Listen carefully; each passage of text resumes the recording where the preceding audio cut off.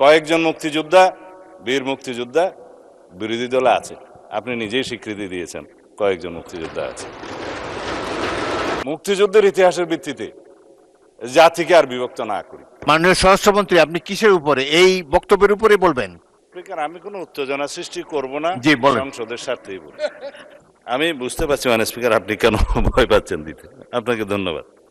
যে অ্যাটমসফিয়ারে আমরা এখানে আলাপ আলোচনা করি, মাঝে মধ্যে সেটা কিছু উত্তেজনা সৃষ্টি হবেই, সেটা স্বাভাবিক। আমাদের মাননীয় সংসদ সদস্য অত্যন্ত বয়স্ক এবং ইতিহাসে সমৃদ্ধ, কিন্তু আমরা এখন ভূগোলে আছি।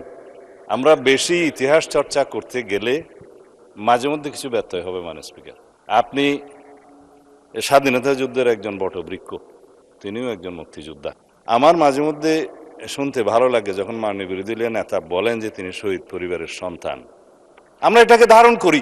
কয়েকজন মুক্তিযোদ্ধা, বীর মুক্তিযোদ্ধা বিরোধী দলে আছে। আপনি নিজেই স্বীকৃতি দিয়েছেন কয়েকজন মুক্তিযোদ্ধা আছে।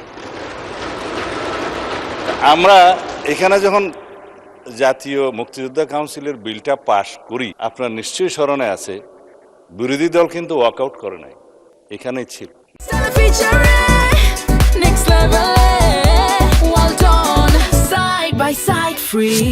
না ভোটও দেয় নাই, এখানেই ছিল। সম্মতি মৌনতা সম্মতির লক্ষণ হিসেবে আমরা ধরে নিয়েছি। তৎকালীন রাজনৈতিক দলের উল্লেখ করে কয়েকটি রাজনৈতিক দল, আবার উত্তেজনা হোক সেটা চায় না, নাম নেব না, তাদের মুক্তিযোদ্ধা এবং মুক্তিযুদ্ধ এই দুই ডেফিনিশনের মধ্যে অন্তর্ভুক্ত করা হয়েছে।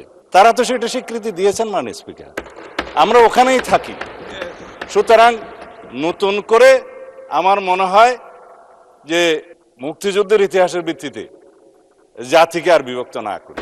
আমরা সবাই আলোচনা সমঝোতার মধ্য দিয়ে এই মহান জাতীয় সংসদের আমাদের সমস্ত কার্যবাহ an order of the day আমরা এমনভাবে পরিচালনা করি যেন আমাদের প্রজন্ম, ভবিষ্যৎ প্রজন্ম, বর্তমান প্রজন্ম দেখে যে এই জুলাই যোদ্ধারা তাদের দৃষ্টিশক্তি হারিয়েছে, তারাও যেন শুনে যে আমরা জাতির প্রত্যাশা পূরণের জন্য এখানে আছি।